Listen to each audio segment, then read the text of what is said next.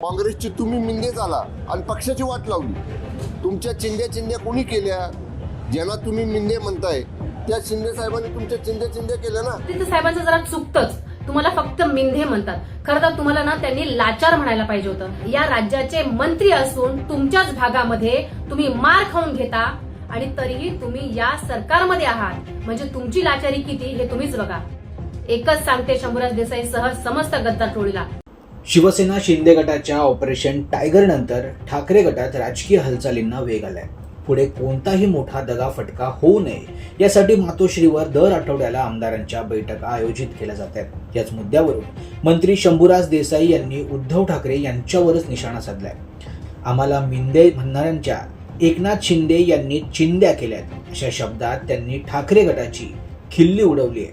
आमदारांची बैठक, ह्याच बैठका 2022 पूर्वी जर घेतल्या असत्या तर ही अवस्था झाली असती का? म्हणजे त्याच्या अगोदर 2019ला तुम्ही आता बघा, एका बाजूला युवराज उबाटाचे आदित्य ठाकरे साहेब सारखं साहेबांना, आमच्या शिंदे साहेबांना मिंदे साहेब मिंदे असं म्हणतात। मिंदे कोण झालं? 2019ला काँग्रेसचं मिंद कोण झालं? मुख्यमंत्री पदासाठी काँग्रेसची तुम्ही मिंदे झाला आणि पक्षाची वाट लावली। तुमच्या चिंध्या कोणी केल्या? ज्यांना तुम्ही मिंदे म्हणताय त्या शिंदे साहेबांनी तुमच्या चिंध्या केल्या ना। तुम्हाला चिंधे करून टाकलं मान्य शिंदे साहेबांनी। त्यामुळं कसं आहे, त्यांना आता उशिरा ह्या सगळ्या गोष्टींची जाणीव व्हायला लागली। उशिरा सुचलेलं शानपण जसं म्हणतो का नाही आपण, त्यातला उबाटाची अवस्था झालेली आहे। मात्र मंत्री देसाई यांच्या वक्तव्याला ठाकरे गटाकडूनही तितक्याच आक्रमक भाषेत प्रत्युत्तर देण्यात आले। ठाकरे गटाच्या अयोध्या पोळ यांनी शंभूराज देसाई यांच्यावर जोरदार पलटवार करत त्यांचा जुना राजकीय इतिहासच उकरून काढलाय। जय महाराष्ट्र, ज्यांचं अख्खं खानदान काँग्रेसच्या काळात सत्तेत होतं, त्यांनी उद्धव साहेब यांनी काँग्रेस आणि राष्ट्रवादी काँग्रेस सोबत युती करून सरकार स्थापन केलं, त्याबद्दल बोलणं म्हणजे जरा हास्यास्पदच आहे। शंभूराज देसाई साहेब, जर तुम्हाला एवढाच प्रॉब्लेम होता उद्धव साहेबांनी महाविकास आघाडी करून सरकार स्थापन करण्याचा, तर त्याच वेळेला तुम्ही म्हणायला पाहिजे होतं की आम्हाला हे मान्य नाही।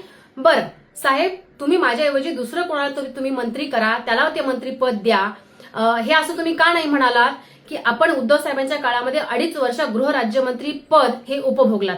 असो, खरं तर मला एक सांगायचं आहे शंभूराज देसाई साहेबांना आणि समस्त गद्दार टोळीला की आदित्य साहेबांचं जरा चुकतंच, तुम्हाला फक्त मिंधे म्हणतात। खरं तर तुम्हाला ना त्यांनी लाचार म्हणायला पाहिजे होतं। का?